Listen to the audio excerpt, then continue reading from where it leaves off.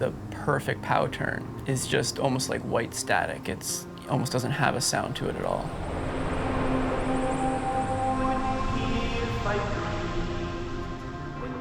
It's a bit cliche to say, but it feels like you're floating. It's really a feeling thing.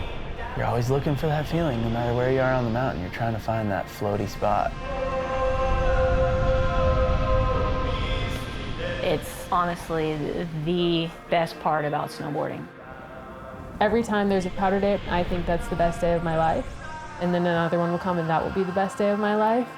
Those days are more about not so much the depth of the snow, but the quality of the snow, the board you're riding, and the people you're with. 2 feet, 3 feet of really good snow, and I'll be happy to ride anywhere.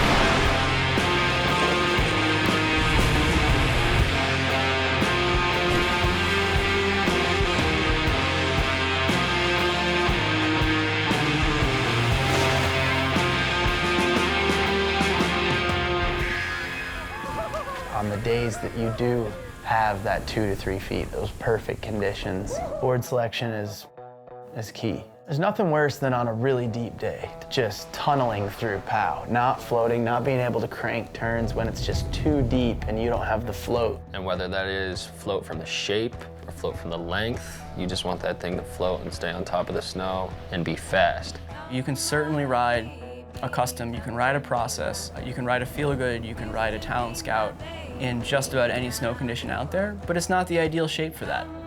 Before any of the POW shapes came out, you would take your bindings and you'd set them as far back as you possibly could, or you'd upsize and try to get it to float. Over time, a lot has changed, and the fish kind of like led the way. And I remember 20 years ago, people were like, that looks so weird, but you'd ride it in powder and be like, oh, this is amazing. On POW days, your back leg doesn't have to burn.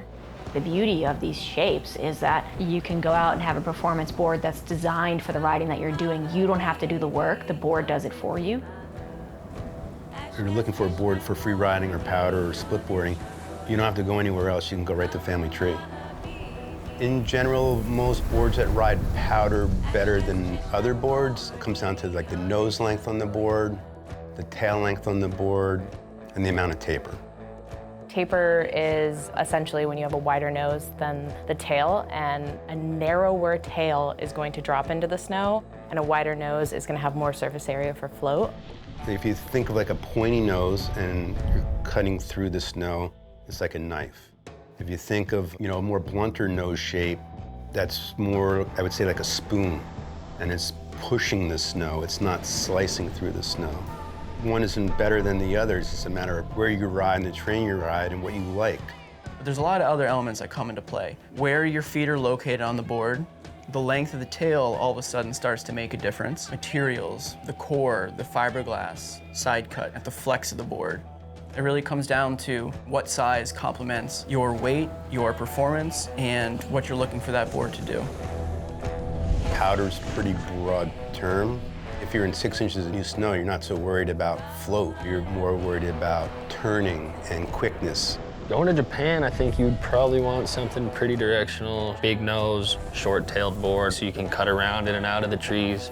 And then for something like Alaska, you want that big board. And you want tail, because that's where all your control is when you're on those steep mountains.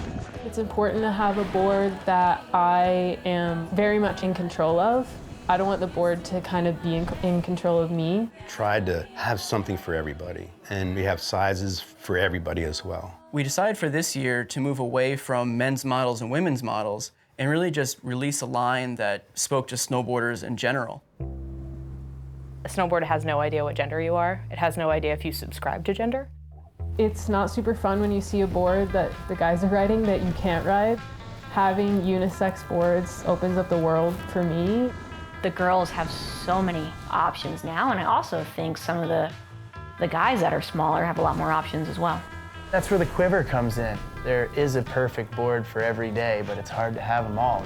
I always tell people, go demo them, see what you like. I can't tell you what you like. You know, you gotta figure it out for yourself, and it takes time. And the more you start to really understand what you like, the more you can really feel it. If you look at all past family tree lines, we do change it up, and sometimes we get rid of really good riding boards, and people are, why'd you get rid of that board? And just to make another really good riding board. I think the future of it is exploring 3D shapes. It opens up the opportunity for float like you've never felt before. We're also continuing to look at what we can do on being more inclusive for all sizes and all different types of riders. Snowboarding is progressing year after year, and it's really our job to keep our eyes and ears open, watch what's happening around the world, and ultimately design product that people want to put under their feet.